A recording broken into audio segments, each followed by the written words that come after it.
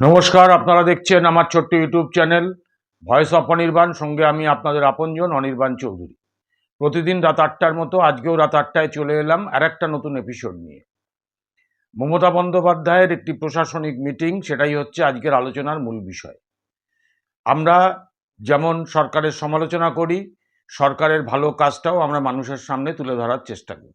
আমরা কোনো দলের দালালি করি না, কোনো দলের আদর্শে আমরা অনুপ্রাণিত নই, কোনো দল আমাদের টাকা দিয়ে চ্যানেল চালায় না। আমরা গাঁটের পয়সা খরচ করে চ্যানেল চালাই। আপনাদের আশীর্বাদটাই আমাদের শক্তি যোগায়, সাহস যোগায়। আপনারা ভিডিওটা দেখুন, ছোট ভিডিও, ভালো লাগলে শেয়ার করুন এবং যদি আপনাদের কোনো মতামত থাকে অবশ্যই কমেন্ট বক্সে সেটা জানান। আপনারা জানেন যে এই যে সদ্য সমাপ্ত লোকসভা নির্বাচন, এই লোকসভা নির্বাচনে এই রাজ্য থেকে ৪২টার মধ্যে ২৯টা আসন পেয়েছে তৃণমূল কংগ্রেস এবং তাদের ভোট পার্সেন্টেজ গতবারের থেকে কিঞ্চিত বেড়েছে। কিন্তু অদ্ভুতভাবে দেখা যাচ্ছে যে গ্রামের থেকে ঝেঁটিয়ে ভোট পেয়েছে মমতা বন্দ্যোপাধ্যায় এবং তৃণমূল দল। কিন্তু শহরের দিকে যদি তাকানো যায় তাহলে কিন্তু মমতা বন্দ্যোপাধ্যায় বা তৃণমূলের আশানুরূপ ফল হয়নি। এই কলকাতার কথাই ধরুন না, কলকাতা জেলায় ৪৮টা পুরসভা ওয়ার্ডে তৃণমূল কংগ্রেস পিছিয়ে আছে এবং রাজ্যের অন্যান্য মফস্বল জেলাগুলোর যে পুরসভা সেগুলোতেও কিন্তু তৃণমূলকে বহু পেছনে ফেলে বিজেপি এগিয়ে গেছে বহু ওয়ার্ডে। এটা আপনারা রিপোর্টে অলরেডি পেয়ে গেছেন। এখন মমতা বন্দ্যোপাধ্যায় ২৬ সালের যে নির্বাচন, সেই নির্বাচনকে পাখির চোখ করে গতকাল অর্থাৎ বুধবার দিন হঠাৎ করে একটি জরুরি মিটিং তলব করেন। সেই মিটিংটি হয় নবান্নের ১৪ তলায় মুখ্যমন্ত্রীর ঘরে।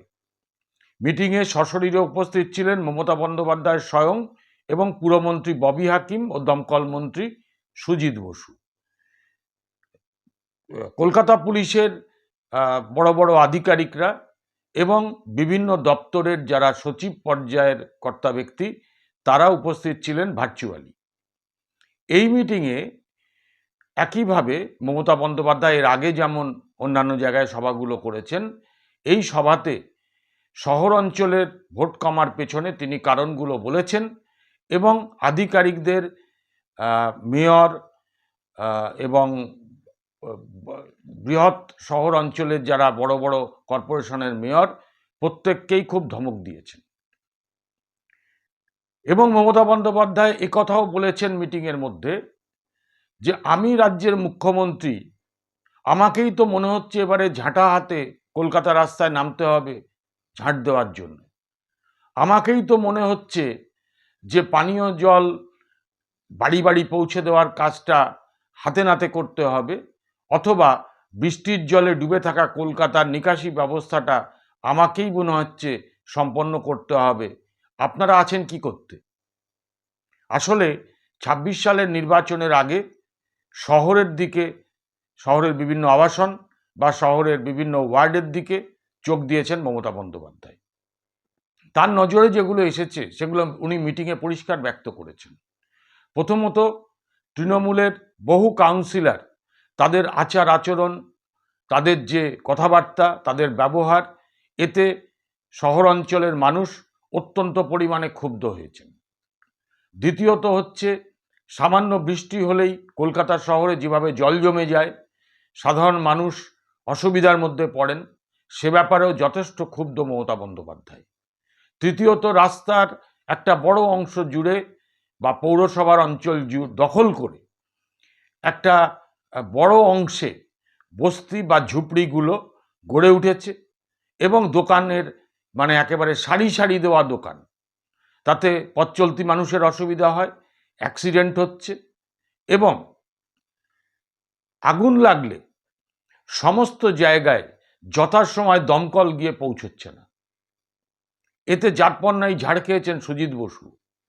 দমকল আধিকারিক, যিনি দমকল দপ্তরের সচিব, তিনিও ঝাড় খেয়েছেন এবং পুর সচিব থেকে শুরু করে যেগুলো পরিষেবামূলক কাজের সঙ্গে যে দপ্তরগুলো যুক্ত তাদের সচিবদের তিনি কিন্তু আলটিমেটাম দিয়েছেন।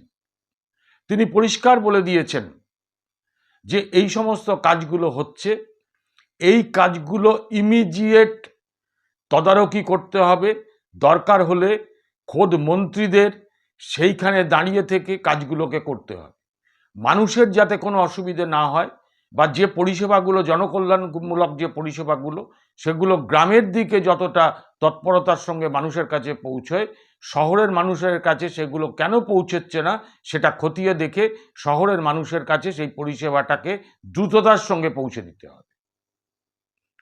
শুধু তাই নয়, তিনি এ প্রসঙ্গে আরও যেগুলো বলেছেন সেটা হচ্ছে যে এই যে রাস্তার পাশে যে জবরদখল করে দোকান বা ঝুপড়ি গড়ে উঠছে, তিনি সরাসরি বলেছেন এটাতে একটা নেক্সাস তৈরি হয়েছে। পুর কমিশনার, পুলিশের এক শ্রেণীর আধিকারিক এবং আমলারা, এরা এই নেক্সাসে যুক্ত, এদের মদতে, এদের প্রশ্রয়ে এইগুলো গড়ে উঠছে। তিনি সিন্ডিকেট এবং তোলাবাজিরও সমালোচনা করেছেন, বলেছেন এইগুলোকে বন্ধ করতে হবে। একটা মানুষ শহর অঞ্চলে বাড়ি করতে গেলে, পুরসভায় গেলে, তার প্ল্যান স্যাংশন থেকে শুরু করে, তার মিউটেশন থেকে শুরু করে নানাবিধ কাজ কেন বিলম্বিত হবে, সেগুলোকে তাড়াতাড়ি করতে হবে। পাশাপাশি হচ্ছে যে তিনি একথাও বলেছেন যে আগামী সোমবার, অর্থাৎ আগামী সোমবার যে দিনটা পড়ছে, ওই দিন রাজ্যের অন্যান্য মফস্বল শহরের যতগুলো পুরসভা আছে, সেই পুরসভার পুরপ্রধান এবং রাজ্য পুলিশের বিভিন্ন স্তরের যারা ডিআইজি থেকে শুরু করে বিভিন্ন আধিকারিক আছেন, তাদেরও ভার্চুয়াল মিটিংয়ে উপস্থিত থাকতে হবে। নবান্ন থেকে মুখ্যমন্ত্রী উপস্থিত থাকবেন।